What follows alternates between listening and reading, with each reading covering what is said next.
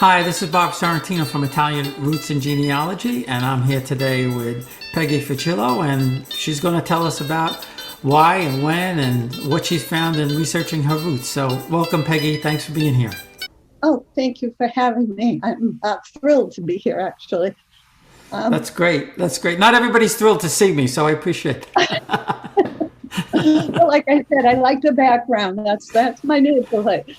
So, yeah, I wanted to honor, I guess, my parents because there is so much that we have to pass down because we're the last generation really that can do that. Mm-hmm. And it's given me the opportunity when I started this, and I started it a long time ago, that I'm in the process, like you, of writing a book. Purpose was to tell stories, like vignettes, of the different parts of my family that I knew. And I knew my only one grandparent, but my mother was like the storyteller, and my grandmother was the storyteller. My maternal, she's the only one I knew. Everybody had grandparents that died before I came along. And my mother had so many documents, which I can show later, but she also had pictures. She chronicled her life, and that made me, and I have documents of property that we owned from Macedonia, which is where my grandfather was from. And it was just, she kept everything. So, and she would tell me periodically when she dug it up, I might have been 5 years old or 6 years old, and there it was in front of me. So when I was in grad school, we did a project, and it was before Anthony Riccio was there. Unfortunately, we would have, if it was a little bit later, we would have connected. And it was oral history in the North End. And it was regarding the political views of women. And I had, back then we taped things, we didn't video them. So yeah. We taped. And I really got interested in the people. And it was all my mother's friends. It was nobody that I didn't know, but I got interested in the people's ideas of why they voted, how they voted, how excited they were to vote. Because we're talking way back when women got the vote in 1920, but I was talking to people that started voting at that time. And it was amazing to see the enthusiasm that the North End had for the political system at that point in time. And the people that I know today in the North End still have that. So what year was that? About what year was that? When I started that, 78, 77. Oh, so almost around the same time as Anthony. Yeah, right. Yeah.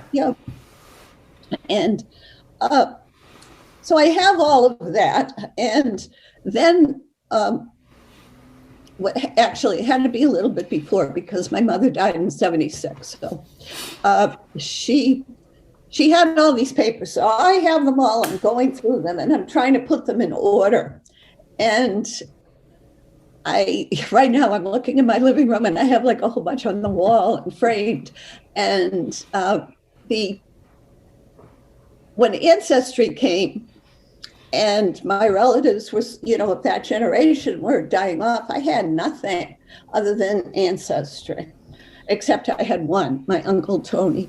He died in 2008, 2 months shy of 100. So he was the historian of the family.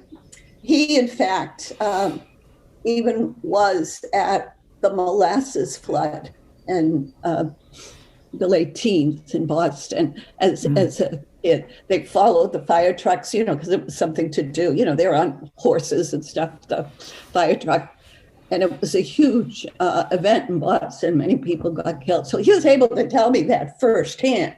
That's like an incredible type of thing of oral history. So talking to him, I got a lot of stories because he was best friends with my father. And I really didn't know much about my father. I knew everything about my mother's side of the family, but not much about my father's.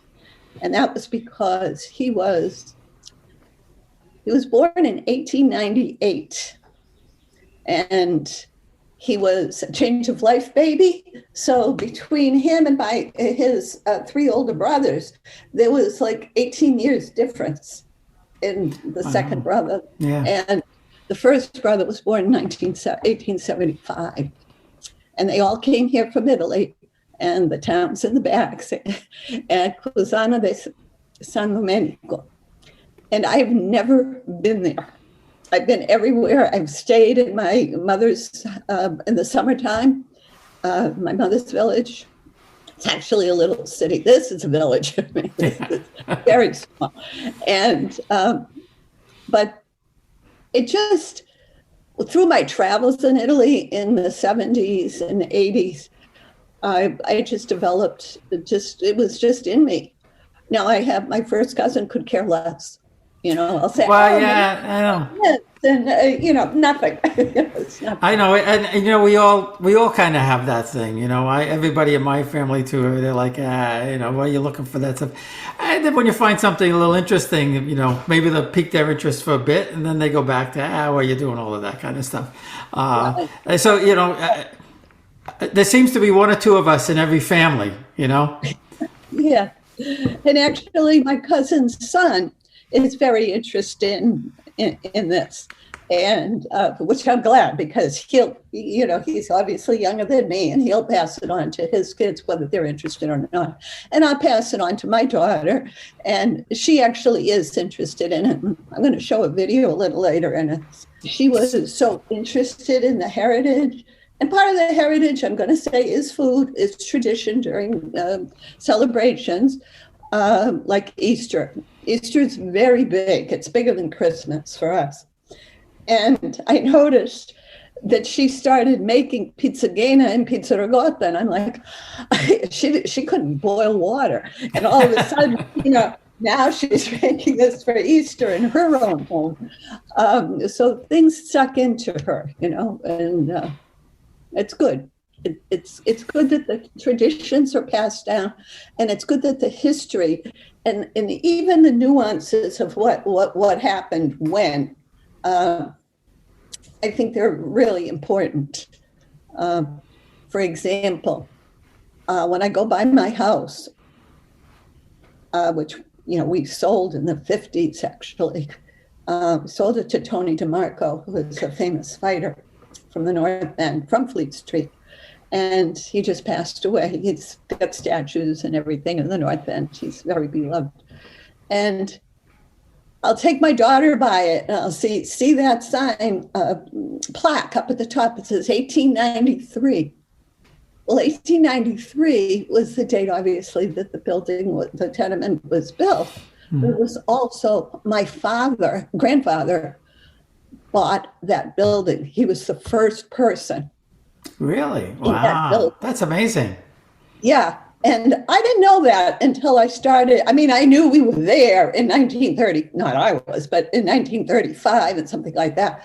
But I didn't realize that until I started looking at census, and everybody in the world, unless they were lying, 19 Fleet Street, you'll see on the census. So the whole family on the 4 floors, they all came and all lived there. We'll be right back. Experience Italy like never before, traveling with a scheduled group or create your own bespoke tour with friends with philitaly.com. Pack your bags and follow Phil. That's www.philitaly.co.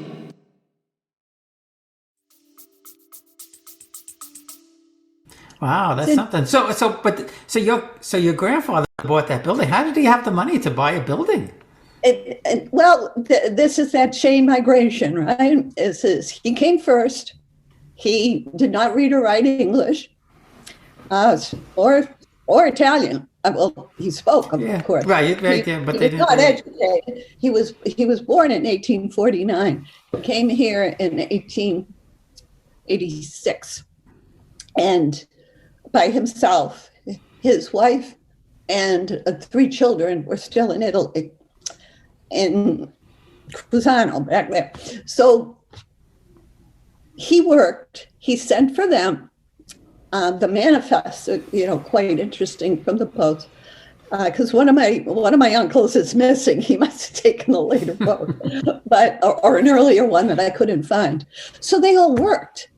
You had 3 young men working, an older man working, and by 1886 to 93, they were able as a group to buy that tenement. Wow, that's great. I mean, first of all, that's very early to come. That's way ahead of the curve, that most of us come from. But the fact that they, pooled their money and bought a building and everybody lived there that's fabulous.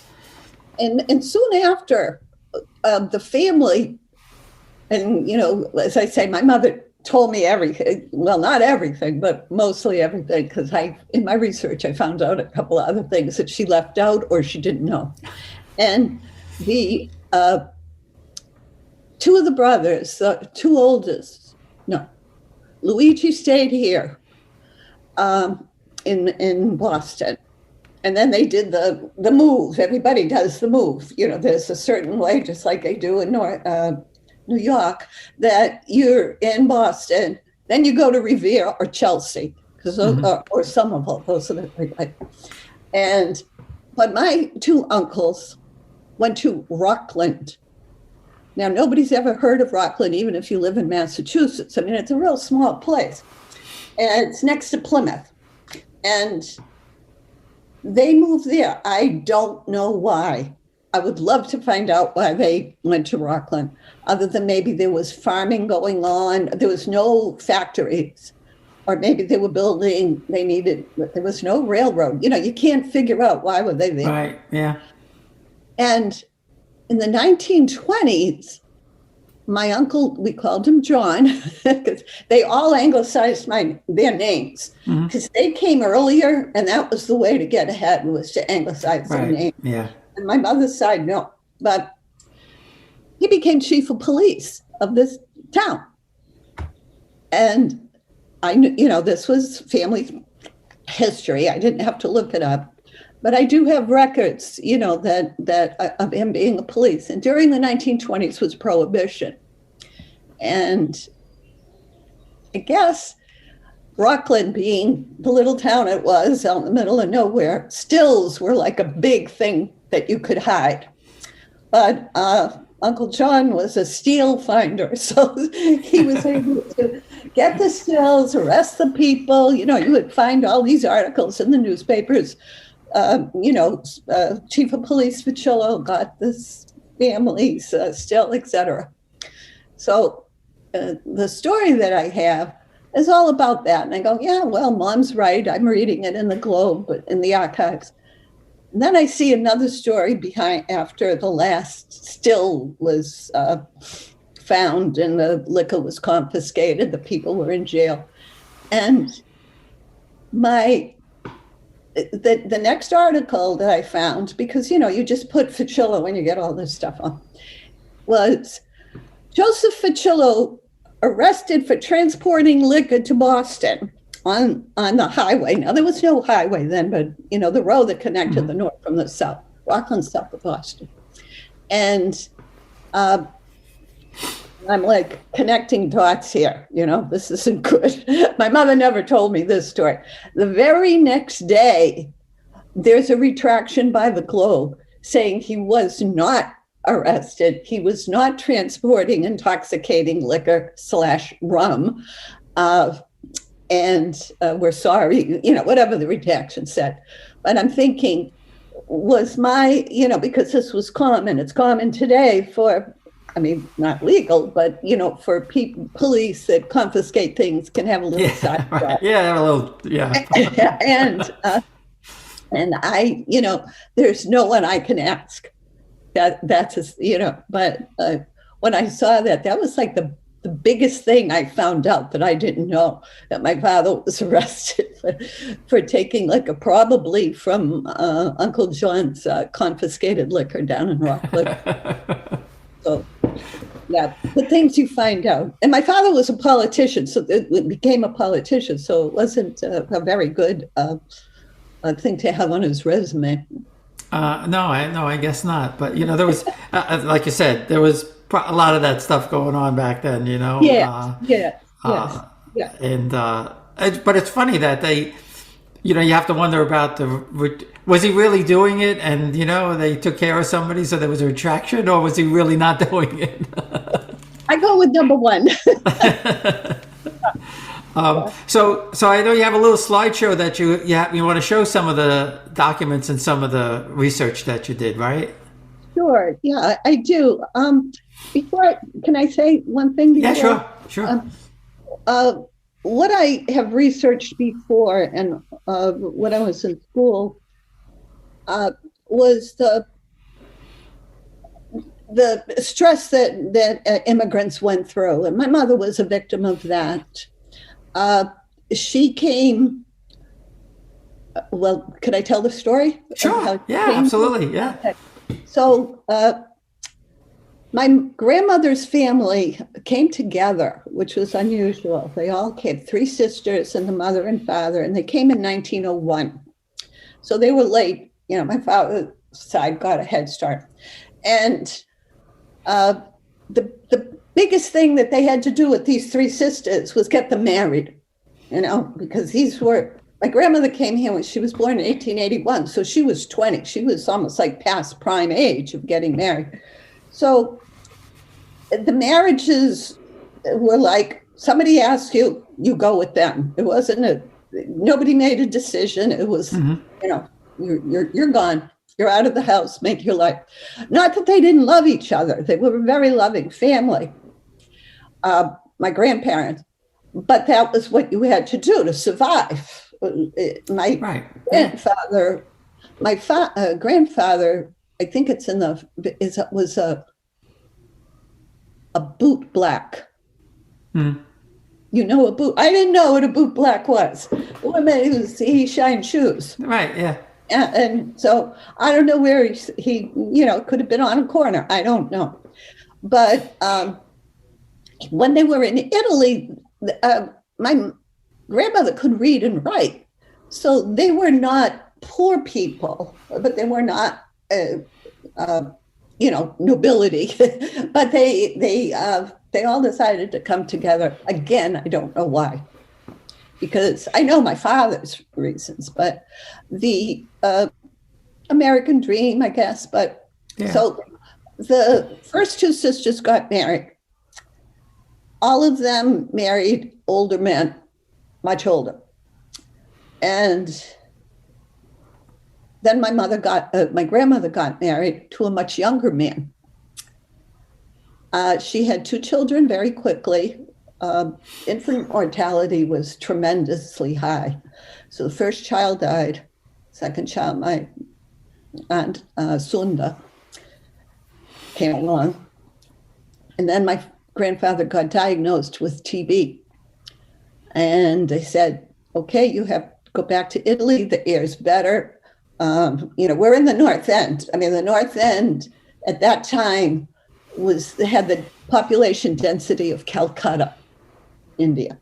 Mm-hmm. So this place, we wanted to get fresh air. Plus the apartments didn't have any air in them either. So what happened is he goes back to Italy.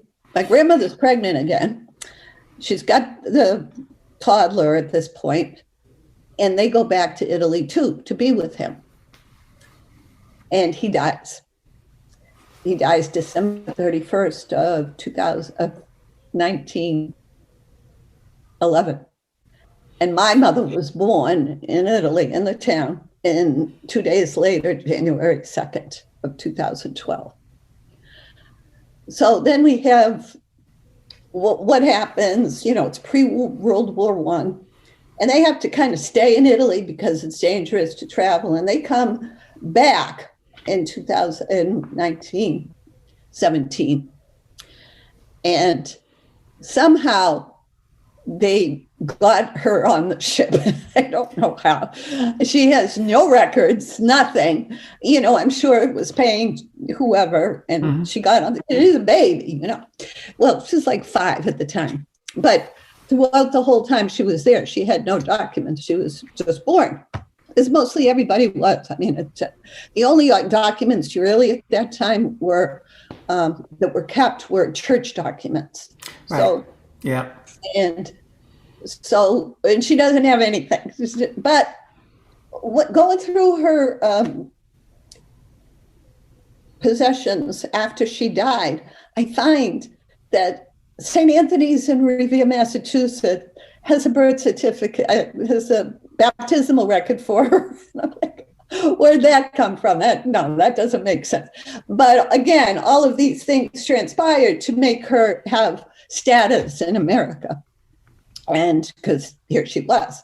So my grandmother was here with 2 kids, no father, and no money.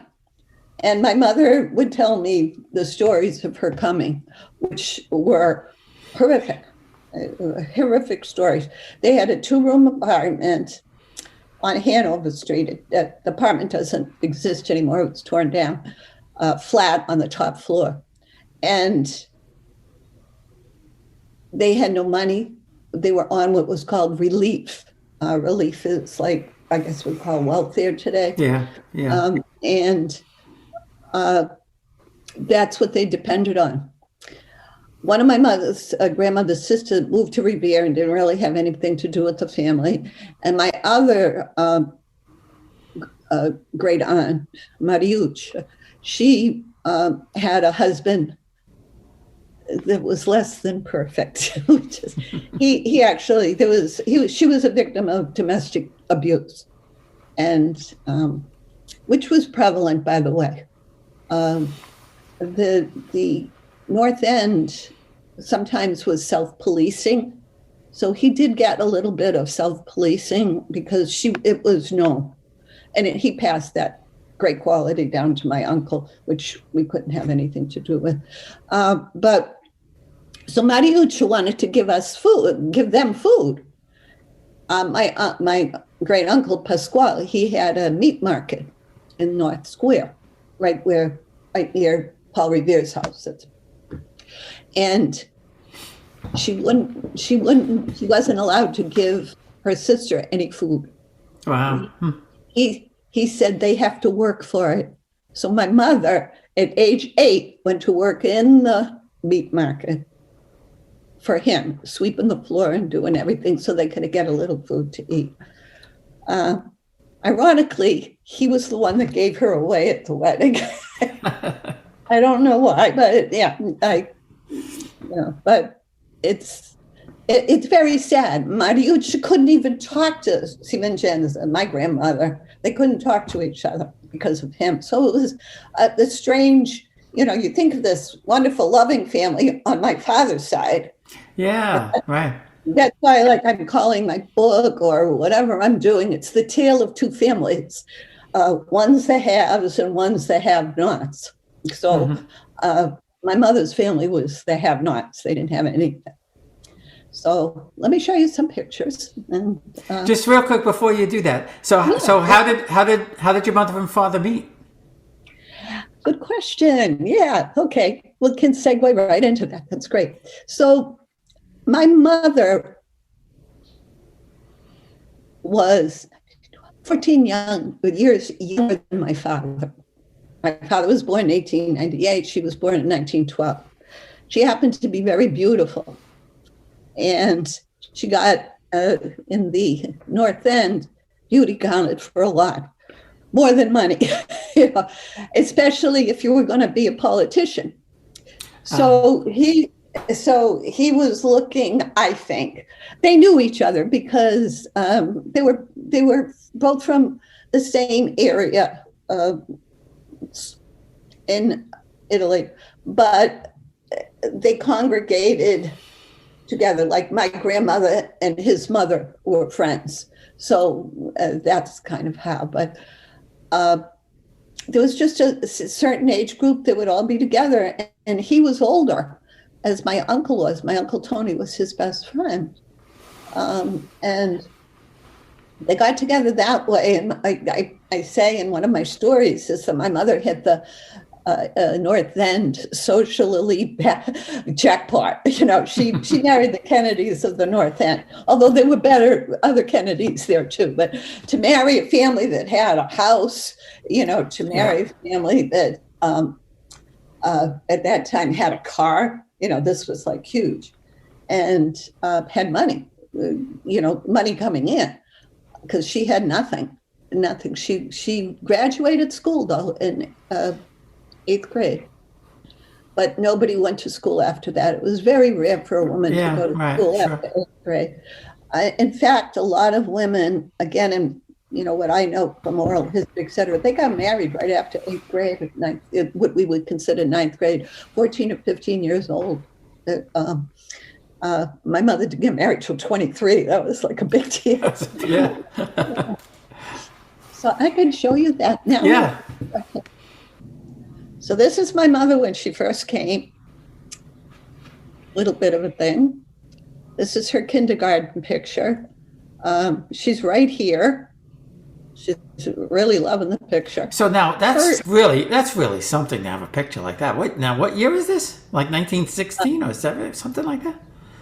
Yeah. Wow, that's incredible. When she first came. Now, none of these clothes are hers. They were all given by the relief station.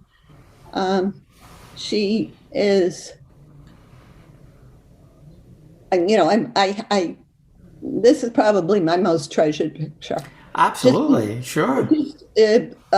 She went to the parochial school, but this is kindergarten. They didn't have that. So this was Boston Public School. And she had a teacher named Bertha K. Rice.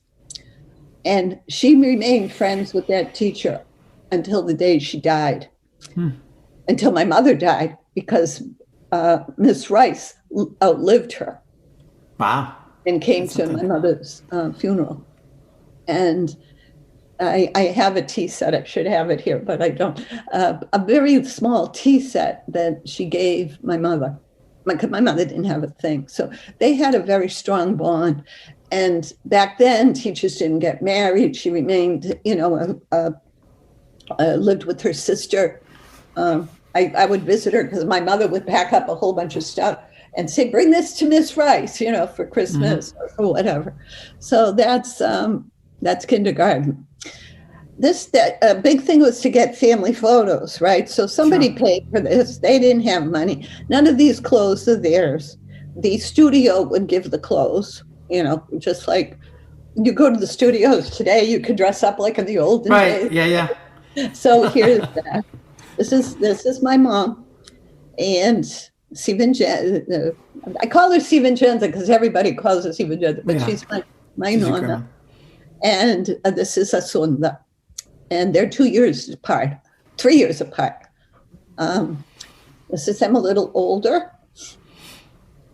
This is communion, first communion for my mother. And this is her. She looks older than this, but she's like 16 or 17 in this picture as a bridesmaid.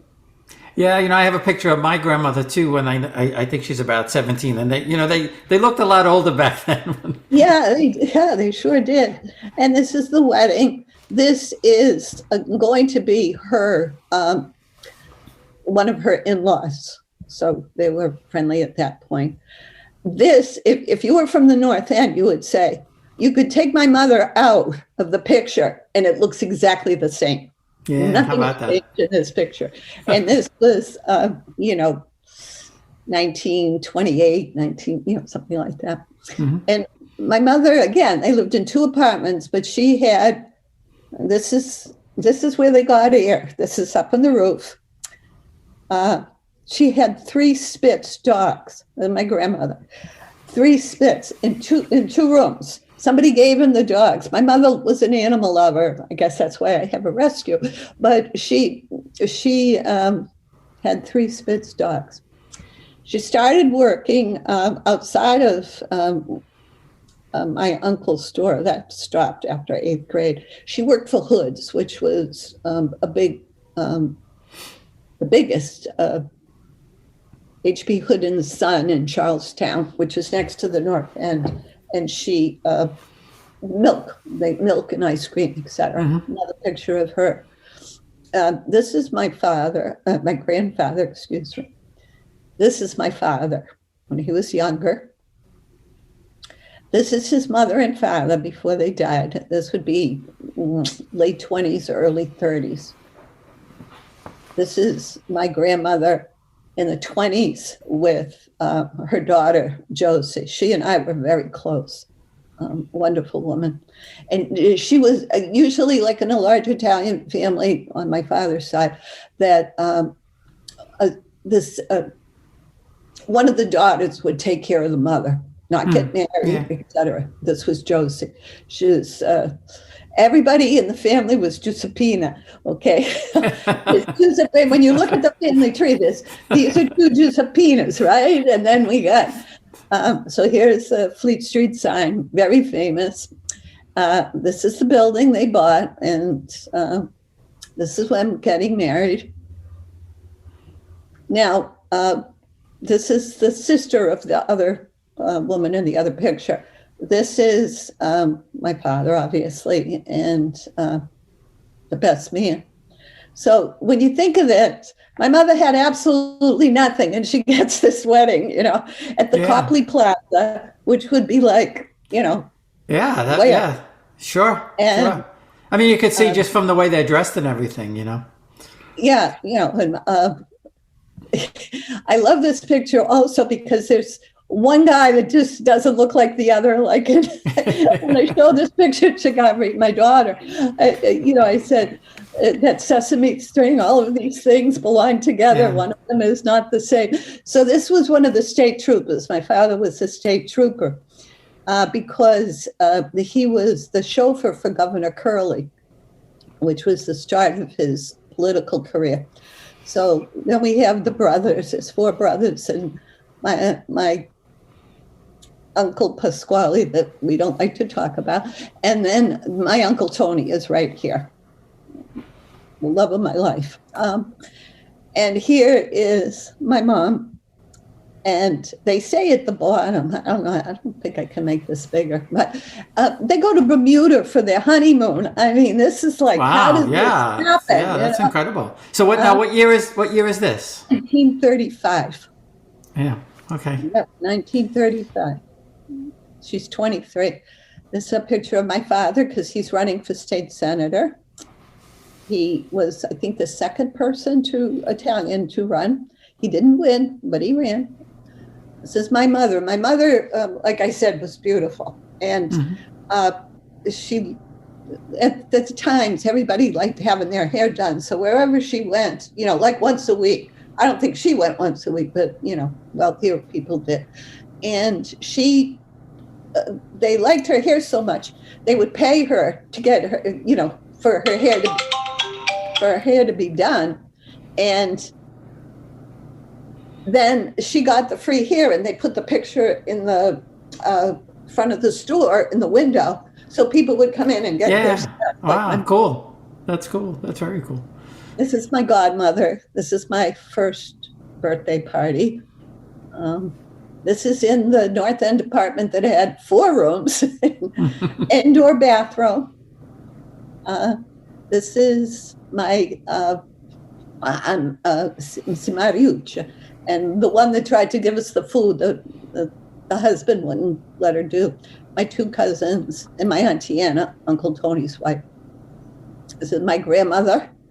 Again, she died. She was born in 1881 in June, and she died December of 1965. And full circle, here's my Uncle Tony with my daughter Gabriela. Oh, that's nice. Yeah, that's a great picture. The strongest bond you ever would see, And, she didn't have a grandfather, as I didn't, but it was Grandpa, Uncle Tony. That's that. I can just show you a couple of pieces of research. Yeah, do that too. I mean, those are great. I can't believe that you have your mother's kindergarten picture. That's incredible. Yeah. I didn't even know they took pictures back then. Yeah, I know, right? Yeah.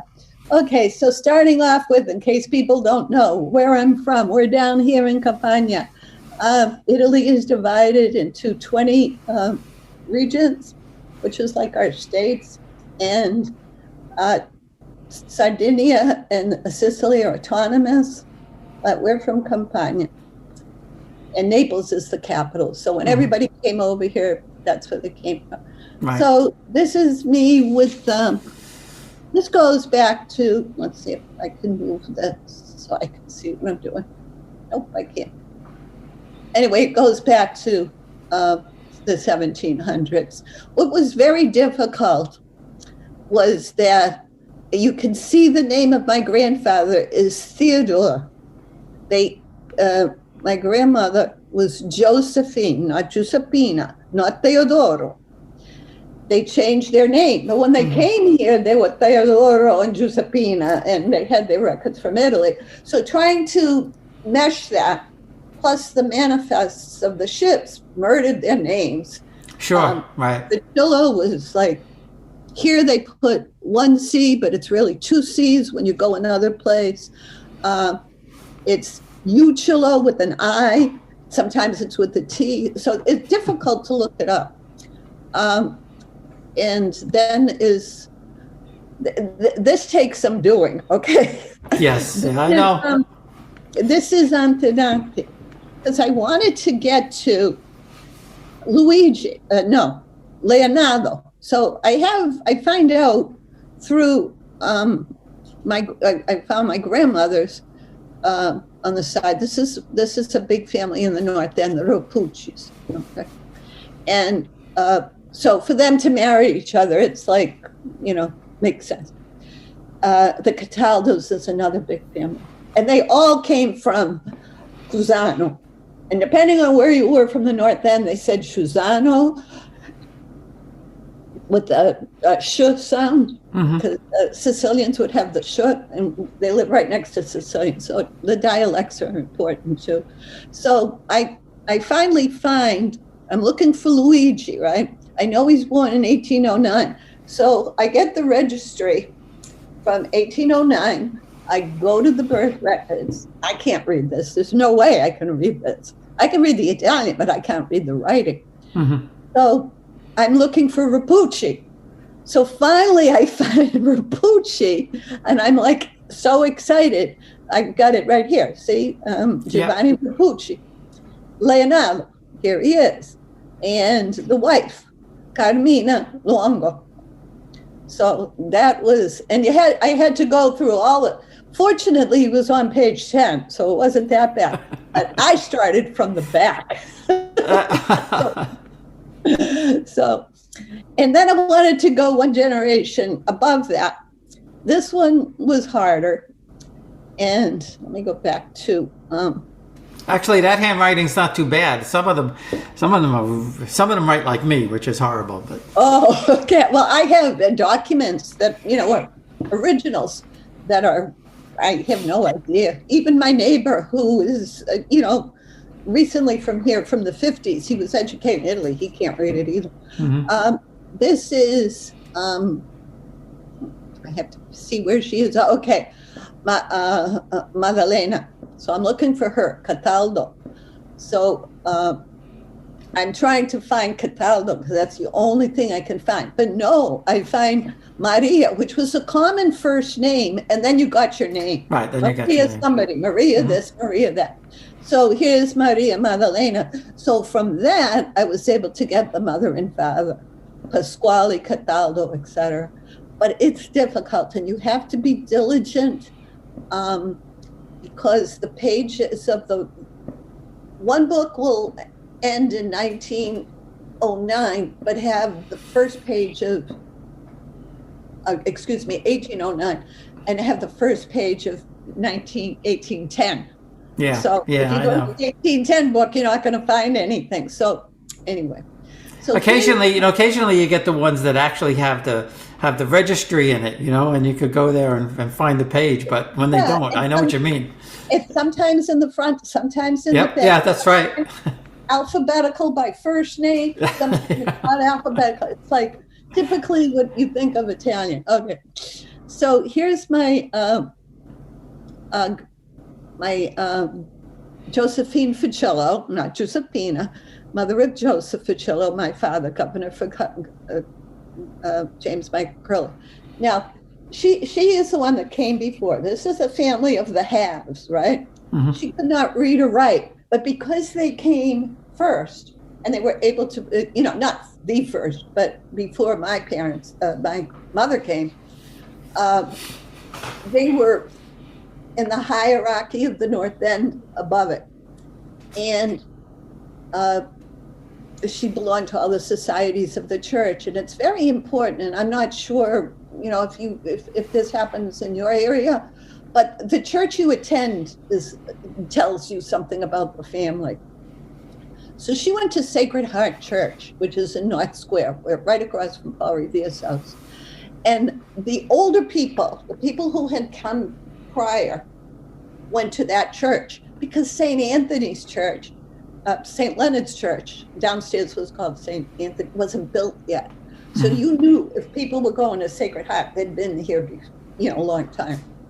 So, and she was well liked. 100 people came to the house, and it just says a lot about her that she was revered in the North End. I did not have this. I found this. I forget where. Maybe in the Boston Globe archives, but and again, 19 Fleet Street. And my mother took care of her. She was with her. This is a manifest. Again, this is a good manifest. Yes, that's a good one. You could read it, yeah. Yeah. This is when they went back to Italy. On the Fucillo side, they went back to Italy for something. Somebody must have died. They went back, and then they came back again. This was all in 1903. We've seen that before. This is my grandmother's side of the family, the Iuliuccis. Ironically, you would think that they would mess that name up, but I was able to just go through it really quickly because nobody changed their names. Nobody moved anywhere. They were from a small town called Arola. My cousin tells me he remembers the name by Arola the meatballs. I thought that was hysterical. So here's her birth certificate from this is original, 1881. This is my grandmother, married to Michele Toto, and in 1909. And it gives the, parents. If you can get these records that give the parents, that, Yeah, that's the key, yeah, sure. Really helps you. This is interesting. Again, original. I have them. My mother saved everything. During World War II, they wanted all the aliens to become citizens. So she became a citizen. When you became a citizen, you had to read and write back then, and you had to read and write in English. Not so, thank God, anymore. But you can see that my grandmother could write. This is the part where my great grandfather. He was a bootblare. So when you get to those, I'm thinking and when he was in Italy, they were the managers in Benevento. They were the managers of a restaurant and or hotel, still not sure. And nobody else knows because my mother knew everything and my Uncle Tony, and they're gone. Of the king, Victor Emmanuel. Yeah. It was his place where he went to eat. So, they had a good job, or they even owned it. I don't know, but they had a good job. But he comes here and he's shining shoes. Shining shoes, so yeah. So here's where you have a bad manifest. So, but here, my family is all down here. All the Iuliuccis are down there. I thought it'd be interesting that the draft card of my father for World War II, okay, he's 43, they didn't take him. My grandfather was 60 or 59. Yeah. And he had to register for the draft. Yeah. So there's that. Oh, this is another piece that's great. That if you got the Census of the United States, that one is really detailed, and you can read Yes. it. Yeah. So you see that here we have Louis, Giuseppina, and it hasn't changed her name yet. Theodore has, Louis has from Luigi, Giovanni changed it from John. He's the chief of police guy. And here's my father. Another surprise. My father was never Giuseppe, he was Joseph. But on his baptismal record, it's Generoso. Which is Generoso is a name I love. But apparently that was too Italian, and his real name was and then as you go down, they give like a lot of information. Can you read? Can you write? One of the parts that disturbs me, that would disturb a lot of people now, I think, in the times we live in, is they wanted to know the color of your complexion. That's right. Yes. Yeah. And so in my family, all the four brothers had different color complexion. Okay. All right. Well, my grandfather, my father's father his name was Ubaldo. There's no way to Americanize that. No. Yeah. These were all Generoso would have been hard, so it went to Joe. I don't know. Yeah, maybe Jerry or something. Yeah. Joe. And you can see, a lot of people were barbers. Barbering was a thing. Everybody was a barber because every third store was a barber shop. So before John became chief of police, he was a barber. And my father became a barber as well. Every name and I know this happens in New York because time I spent there, everybody had a nickname. So my father was Joe the Barber for his life. He was Joe the Barber. Didn't matter what he did, he was Joe the Barber. So those are some of the things that I want to talk. Can I talk a little bit about growing up in the North End? Yeah, sure. Okay. So we lived in the tenement. We had, usually the first floor was a store. We had a bakery. Second floor we lived in, but we called it the first floor. The second floor we rented out, and the third floor my grandmother lived in. And when my mother got married, she had everything brand new, like it looked very, very modern for the time. And we had an indoor bathroom. We had appliances that were electric. My grandmother didn't want it changed at all. So she had the black coal stove. She had the isoboxer. She had the, she did not have a radio, a TV, or a telephone. Never, ever. Wow. She died in 1965, ever. Yeah, wow. And she just wanted things to be just the way they were. Yeah. And this was a step up from the two-room place that she had before, So she had, this was a palace compared to where she had. But one quick story of her and me, because she'd take care of me, because my mother always worked. She was progressive for her time. And so I was always with Grandma.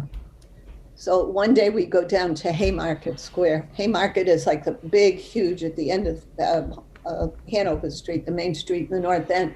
It's a big area where they sell all the food. It's like a farmer's market would be called today. Yeah, it still exists today, but I know it. Yeah. So I'm going. She said, "Well, we're going to Haymarket." And I go, "Oh, wow, we're going to Haymarket. This is like huge because we've never been before. She never took me." So, I mean, I've been with my mother, but I hadn't ever been with Grandma. So I go, "Well, what are we going to buy? I want peaches, whatever." She goes, no buy, no buy now. Niente.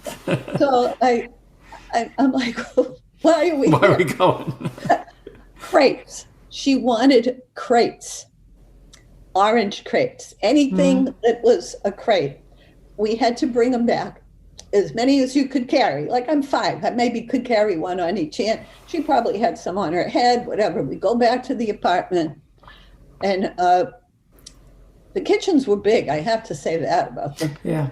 We were on the floor with the hammer and taking the nails out of the crates, and then breaking because you can break them. Yeah. And then you put them in a box, and the box goes, after you finish it all, the box goes next to the coal stove. But we didn't use coal. We used the wood from the crates. I knew you were going to get there. How did you know? Did someone When you said you started breaking them up, I said they're going in the stove. Where else could they go? she would not spend money. And she didn't have money, you see, when she came. So that meant That was the mentality, yeah. My mother had, was probably eating filet mignon downstairs. But my mother comes home, to get me to go downstairs. And she's going, Kefa, she's like, my mother was a screamer. We were known to scream. And they're going back and forth and cursing each other and everything. And, you can't let my daughter do this. And I had splinters and, bruises. And she goes, but I need it for the stove. And she's going, oh, Ma, you don't need the stove. You can get a new stove. No, I never had a hammer. We never did it again. The hammer was taken out of my head. So these are the stories that I love because, number one, I remember them. But the nuance is of the back and forth between my mother and my grandmother were so different because her growing out of the poverty when she married my father, not sensing, or I think she did, that how my grandmother still felt trapped in that. Right. Yeah. That's that poverty. She would not. If you would go to a store, like the green grocer. You'd go there, and she'd be like bickering, and everybody did. I mean, they all bicker back and forth, but no, she'd go for the tomato that was bruised. That they had a giveaway. That they had a giveaway because it was going to go in the heat. So she was very, very much caught up in that, and that's the part where there was so much what we would call it now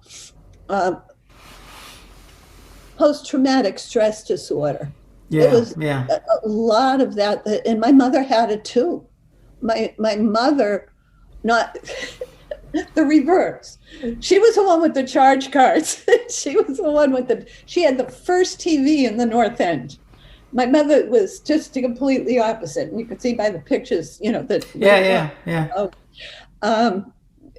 And she, when we went to visit the Fucillos, don't talk, don't open your mouth, sit there straight, because the have-nots were visiting the haves. And there was such a class distinction that the Fucillos didn't have, but it was in my mother's head. Yeah. She was never good enough. Well, and it's interesting that you say that. I never experienced that kind of thing. But I looking back, there is a real difference between my father's mother. I never knew my grandfather. He died when I was just a baby. And my mother's mother. My mother's family were farmers from Torito, Bari. And it was just a festival every time you saw. My grandmother wanted nothing but her grandchildren around. It was, loud. And my father's mother came from two, extremely noble families. And not that she didn't love us or anything, but it was a whole different atmosphere. You sat, you listened. It wasn't loud, where my grandmother, my mother's mother was loud and everybody was, boisterous and things like that. So I know exactly what you mean. There was a difference. But it was was in my mother's head, they actually were not, well, they were not loud. I never heard one of them swear, ever. But it wasn't the what you would think, like, you know, sitting in church type of thing. Yeah. They were full of love. They were wonderful people. They were, you know, haughty or something. No, and they were people in the North End that were like that. Believe me. Oh, sure. Well, yeah. And they all went to Sacred Heart. And if you went to my mother wouldn't let me go in the church. We went to St. Leonard's, and we went downstairs. We went to the downstairs church. Oh, it was a class distinction. And then, of course, there was also how you spoke Italian. Yes. Oh, yeah. My parents used to fight all the time. Oh, who was speaking the right Italian? Oh, yeah. You know, because it was Naples versus Puglia. You know, body. It's completely different language, and you know. The two towns can have. Yes, that's right. That's right. And I was talking to my cousin the other day, who grew up on Hanover Street. Now I'm like one block up and a side street over, how we grew up, right? Mm-hmm. I said, just a little simple thing. How do you say "come here"? And she says, "Oh, veni qua." And I go, "No, I grew up saying veni qua." Yeah. It's where you lived and the people around you, how they lived. Now, we're the same family, so this is like the people that in Italy would have talked the same, like my grandparents. Yeah. But when you're in a neighborhood, it gets mixed. And we were next to the Sicilians, so we got the mixture. Yeah. So there's a whole book, probably more than one, just about different accents. You know, my mother's Uncle Dominic was Zimanguch. Yeah, that's the way they said. That was Uncle Zimanguch. You know, but that was the Bade's dialect. Like that's like It's the same thing, but they didn't say Zio. You know, it was just well strung like that. You know, and my uncle Giovanni. I mean, we called him Uncle John, but he was the only one he was left in Italy when my grandparents came. He was 35 when he came to America with his family. But they used to call him Juan. Oh, yeah. That's the way they pronounced it. They didn't say Giovanni or Giovan. It was Juan, like that, almost like a whole different thing. Well, listen, this has been absolutely fascinating. I love the pictures. I love the stories. We're going to have, when the book, when you do the book, we'll have to do another one to make sure we get the book out there. Sure. Can I just do one more thing? Yeah. You want to know about the North End? Oh, I can't do this. Oh, there I can. Can you see? I could see it, yeah. Yeah. Any book by Anthony Riccio, and I have one more from, there we go. There you go. From the North End. The mailbox tell you the whole story. And I'll add some of Anthony's pictures to the blog too, and where to find the books so people can buy the books, because they are great stories and great books. Well, thanks again. I really appreciate you taking the time. Oh, my pleasure. Thank you so much. We'll do it again. We will.